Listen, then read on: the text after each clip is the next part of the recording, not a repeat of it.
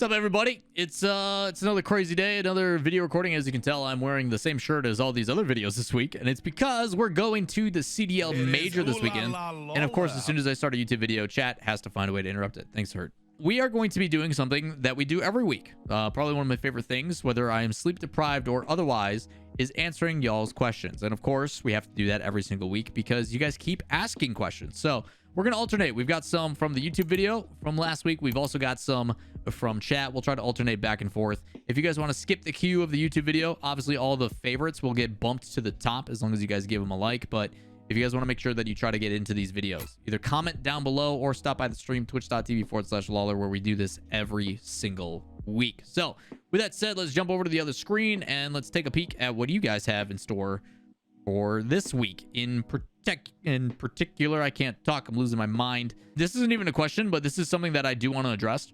Steven Sanders says, I hope Dignitas gets a coach. It's one thing to make adjustments among each other at home, but in front of a crowd, I think they need a guy behind them to get their backs. Jack was sweating so much, he was grasping the towel every second he could. That's just Jack. Jack always like wipes his hands. He's a very clammy person from what I've heard. But he notoriously like always wipes his hands. That's just how he is.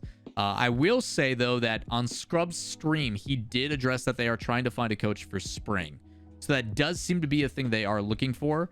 They have a mental coach, without a doubt. They definitely have a mental coach and have been helping with like getting through the like mental strain of like the highs and lows. But I think a coach in field, someone there to provide insight in the moments and just kind of encourage from a third perspective is really important. So I think they have discovered what they want their playstyle to be. I think they in particular are vibing pretty well, but having that extra help is never a bad thing as long as it comes from someone they respect. I don't think this person that they get needs to come in and be like, you have to play this way, you have to do this thing. I think they're there to provide insight and point out some of the things that maybe the guys don't necessarily realize. So gonna be interesting to see what happens with Dignitas, but to address this right away, because it is the most liked, they are planning on doing it from what it sounds like. So just keep that in mind. Race Hell says, do you expect roster mania from Europe to be like we saw from NA last time? Yes, 1000%. I think NA, we saw a bunch of the high profile talent all funnel to the top, and I think you're going to see that again. I think you're going to see some pretty big rosters. I can actually confirm some of the pretty big rosters are looking and trying out some prolific names. Whether teams or not will allow that to happen is a totally different story, but I do know there is some pretty big name rosters that are looking for some changes to happen. I'm going to probably be pretty hands off for the whole roster situation until I see official confirmations, like Farah, officially the coach of Vitality. Congratulations to him. But we'll do a confirmation only for most of the stuff. I don't know how much of the rumors we're going to talk about this time for this off season. We got some other stuff we're planning on. So yeah. This trade window is going to be bananas. There's some big changes because I think Europe recognizes that they need to make some adjustments too, and it's going to keep being that way for a long time. I think that's how you continue to see the scene progress. So it'll be fun to see how that goes. Daniel says, it was so great to see this major happen with the crowd, and a big one at that. True. Atmosphere came through on the broadcast. I heard a lot of people had really hard time hearing the crowd on the broadcast. The event was well done. I think my feelings are indicative of an average fan that this event has reinvigorated the player base. 100%. I hope I'm right because I want to experience an RLCS event like that one day, maybe Worlds. Yeah, so this event was really important because everybody's been kind of going through the same mundane, boring, like play the same teams, the same events. It's been very kind of meh for a lot of people. And when you're a player that's been doing it for a long time, or you're a fan that's been watching for a long time, and there just isn't that, like when they did the announcement at the end of Friday, Wavepunk talked about how like Rocket League esports has gotten its soul back, and it definitely feels like that. It feels like a lot of people are really excited to go and are remotivated or reinvigorated, as you stated, to get back on the grind because they know what they're playing for. Playing in front of that crowd with people cheering, and like imagine being Daniel. You know, you're a 15-year-old kid, you're a little nervous, and all of a sudden you've got a crowd of 6,000 people chanting your name and calling you Laniel because you're absolutely cracked in person. If that doesn't motivate you, then you need to retire now, because that is like probably one of the best feelings ever. Even myself, I'm a freaking nobody in the grand scheme of things. And like I walk down the steps past 104 to go like interact with one of the casters, and some dude recognizes me and it's like, oh shoot, it's Lawler. And then you've got like a couple hundred people all cheering your name. yeah, I'm excited to keep on the grind. So I think anybody who went to that event has been reinvigorated or remotivated to keep pushing forward, because they know the next one's going to be better and better and better. Rocket League is not the same without live events, and I'm super happy they're back. Q&A, do you think 6-mans is still one of the best ways to improve? Currently B, and don't know whether to grind rank for top 100 or to push for B+. Phantom, appreciate it. I would recommend doing both. You should be playing ranked and queue 6-mans at the same time. You need to be efficient with your time to the best of your ability. But ranked is usually the best way to do it, if I'm being honest. 6-mans I hear a lot of back and forth on, but to my knowledge, most people, if you are high profile and ranked, you are competing against pros and you are proving yourself against pros, that is how you're going to get recognized. If players that are pros run into you in ranked and all of a sudden you keep clapping them, they're gonna be like, dang it, this guy's good. That is kind of that first introduction, and then you can use that as you progress through 6-mans. But for the most part, ranked is kind of your first step. So I recommend going with that. But appreciate the bits, man. How much of the upper tier was filled in the arena? Camera for the broadcast didn't really show them. Upper tier was more so staff. It was a lot of Psionics staff or friends, family, people that like Psionics issued tickets to. The upper bowls, like the 200s and stuff, was most of the time associated to anybody that Psionics provided a ticket to, the friends and family of the players, staff, like for Pittsburgh Knights and PK and KCP and all that kind of, whoever was there on behalf of like Psionics saying, hey, you are staffing or whatever, is where it was. So it was pretty full. I know a lot of the Psionics people that did go, like Adam Beckwith and stuff, that's where all their seats were. So if they weren't in VIP, that's primarily where it was. So a lot of the time, those people don't feel comfortable always with being on camera. But if they do, some of them sneak down to 104. But for the most part, it was pretty good. It was pretty packed up there from what I saw. So I would say if I had to guesstimate how many people, if it's a crowd of 6,000, you probably had 4,500 to 5,000 people at any given point cheering. And like for the big moments, like every seat was packed. It was loud in there, and it didn't come across well on broadcast. I'll say that. Question, I want to know your thoughts on the crowd chanting. I think it was very boring compared to other majors. Yeah. No offense to the winter major, but the chants were pretty lackluster. And that was even with some of the RLCS casters tweeting out things that people could do. And it was a lot of let's go sports team. It was a lot of very generic, same old, same old. There wasn't a whole lot going on when it came to the chants. I will say the crowd was loud, very animated, and very behind the teams they wanted to be behind. Space Station probably had the biggest fan base, I would say. G2 was up there quite a bit as well. That may have changed if Energy made it to the live day, but for the most part, those were the big two. I was rooting specifically for obviously V1, Queso, and Furia. Those were like the three teams that I was trying to get behind for the live event. You did finally get a Gibbs' beautiful chant.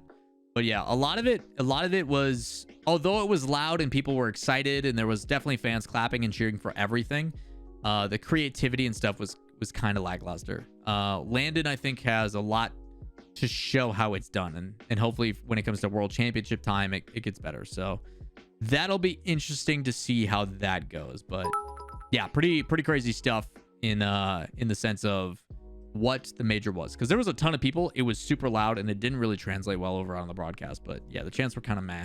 They were kind of mad. The challenge I issued did not go well. It was bad.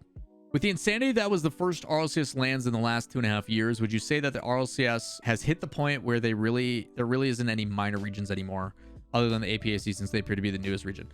People need to understand that minor and minor region doesn't have to do with performance. It's population. A lot of people think that when I call you a major region versus a minor region, it's because of your performance, and it doesn't. It literally has to do with where you're located, how many people are in the area, and your like capacity as like a space. So like even though OCE is showing improvement, even though SAM is showing improvement, in comparison to the United States and Europe, they are nowhere near the amount of players and the amount of teams and the amount of success in that regard. It's simply due, in my opinion, due to like population. And those do tend to go hand in hand. And sometimes there is anomalies to that, like Mina and Sandrock and their situation. But when I say minor region, I'm not saying you're lesser in any sense. And I think there was this big conversation about how we need to stop referring to minor regions as minor regions and blah, blah, blah. And it's just like, no, man, like they're a minor region in literally every other esport. And that's just the way that it goes.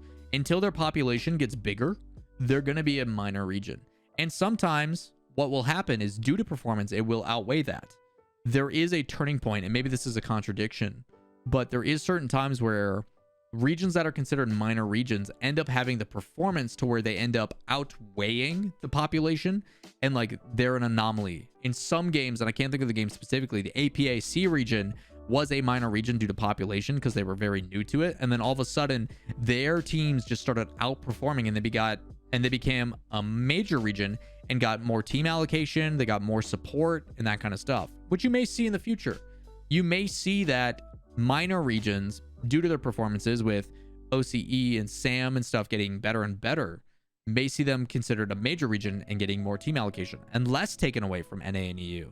That stuff will be adjusted as time progresses and we see more experience. So it's the same thing. Like I personally hate that we call it upper and lower bracket. It should be winners and losers bracket. But because we have to be all sunshine and rainbows for everyone, they got rid of the loser bracket mentality a long time ago. But to me, it feels weird. Like you're in the winner side, you're in the loser side. You have lost, therefore you are the loser. And it's the connotation that comes with it of why they've changed that stuff. And I know a lot of people are trying to change that connotation as well to major and minor. I don't know. Maybe it's me being old in my ways and resistant to change. It's just what I've always known. But maybe we see different names for it in the future. We'll see. Unsure if this has been asked before, but what was your very first inspiration for getting into Rocket League and the esport? There was a community member by the name of Fusho Kid who posted a freestyle video, and it was a GIF that was on the subreddit, and it made front page. On front page of our gaming was Fusho Kid, and that got me to start playing Rocket League. That alone, Fusho Kid is literally the inspiration, which is cool because after DreamHack Sweden in 2017, myself and Karma got stranded in Copenhagen because Wavepunk took the last bullet train back to the airport. So I couldn't make my flight on time, everything got delayed, and I was stuck in a day in Copenhagen with Karma. And Fusho Kid was willing enough to come pick us up and show us downtown Copenhagen, which was very, very generous. And I got to spend a day with one of the nicest people ever. He bought us ice cream because he's awesome. And yeah, we got to spend the day with Fusho Kid. And I literally got to spend time with the guy who got me into the game after like being in the game for like 2 years. Super cool. Super cool moment for me. Very special moment for me. Love Fusho Kid. That guy's a living legend. So that is what got me into Rocket League. Straight up in the pro scene. I've always been a super competitive person. So anytime there was like a competitive side of things, I was going to get into it. What are your expectations for the upcoming Worlds, both in terms of teams competing and for the hype of the event? I don't have any expectations. I think Synox is handling it well, Phantom, and appreciate the bits for every question. Definitely not something you have to do, but I trust them. I see the content they're producing. I see the effort they're putting in. They're announcing things earlier and ahead of time. You can see the involvement of Epic Games starting to make itself known. It takes about 2 years. We're about 2.5 years into the Epic acquisition, and the money and stuff and the support that they're getting is definitely making a difference. The amount of staff and ESL DreamHack still has a lot to learn. There's a lot of things on the hospitality side of things that I think that could be improved, and we don't need to get into those specifics, but you are seeing Rocket League esports, like I mentioned in my previous video, take off the training wheels. They are starting to ascend to that next level, and it's only going to get better and better. So my expectations, I don't have any. I'm just in it for the ride, and I'm excited to see what they do because there is some pretty awesome stuff that I think they have planned. So looking forward to that. Do you think there will ever be a major in minor regions like New Zealand and stuff? No, not for a long time. I think it's too expensive. It's way too expensive. When you're picking a location, it's got to be super accessible, and it's got to be like a big hub. So like when you're going, you got to be able to get to an area that is equidistance for everybody. And because there is so many less people from OCE making the trip, pros included, it's so tough, man. It's so tough. So I don't think it's gonna happen anytime soon. I would like to see one in Canada. I would like to see one in South America. I think that'd be really, really cool. I think South America will probably be the first like minor region that gets a major. For the next Q&A, do you think that doing the lower bracket semis before the upper bracket finals would help with the team losing? No. They always want to give a break to that lower bracket team. They want to make sure that this is the issue, right? Alcatraz is you can either A, have the lower bracket team play immediately after a loss, which is really tough to bounce back from, or you have the lower bracket team able to reset their mental and play against a team with momentum. There is no winning. It's one of the many reasons why I hate double elimination. Just get rid of it. This shouldn't even be a conversation. We should just not do double elimination for final brackets. It shouldn't be a thing. There is another reason why, and I called it. You can ask anybody who saw me at the watch party. You can ask anybody who asked me about it at the event. I immediately said whoever goes to that winter finals match and loses will immediately lose in the lower bracket again, because whoever's coming from the lower bracket's going to have a ton of momentum and win through. And it happened again for the umpteenth time. Double elimination should not exist as a final day. It should never be a thing. I absolutely hate it. It sucks. It absolutely sucks. Shouldn't do it. Shouldn't do it. The fix is to not do it. Do you think SSG can repeat these results again in the next major? Yeah, I think they're... The cool thing about this event is we saw a bunch of teams that were new rosters come in. We saw Space Station with Daniel, V1 with Beast Mode, you saw FaZe with Sipical, you saw G2 with Atomic. All of these new NA teams that look really good. I mean, you're talking anybody in that top 6, top 8, coin flip. The difference between moving forward and being the difference between top 6, top 4, top 3 is literally a coin flip. It's so close. Small differences in what determines the winner or not. And we're about to see that exact same roster change scenario over in Europe. It's going to be nuts. Like, Landon is going to be insane. You're going to see all these refinement of NA teams have another split together, build upon the success they just had, going up against a bunch of new teams from Europe that are supposed to become these new super teams. And they're going to come together and give us a phenomenal event. The only downfall is all of spring is double elimination, which is poo-poo. So that's the only downfall. But hopefully all these new teams and rosters make it entertaining. So that's the trade-off, I guess. How tall is Stumpy actually? Yes. Very. Wave is 6'5", so Stumpy's probably 6'4". I think Wave's just a little bit taller than Stumpy. I think. Or maybe it's the other way around. So he's probably 6'6". If Stumpy's just a little bit taller, then he's 6'6". He's very tall. You said you were changing your opinion on double elim in the last recap day, but I guess it's sleep deprived. It was me just trying to be realistic. The scenario that G2 could close it out after the lower bracket. But like, man, I still hate it. I still hate it. You're probably sleep deprived, Lawler. Yeah, you're right. Yeah, Wave is 6'5", and then Stumpy's 6'6". So tall. All right, I need one last question from chat. Give me a good one. Let's see. Which big teams do you think will make a roster change in Europe? BDS. I don't think anybody is safe in Europe. Straight up. I think everybody understands that they are trying to go back to being as competitive as possible.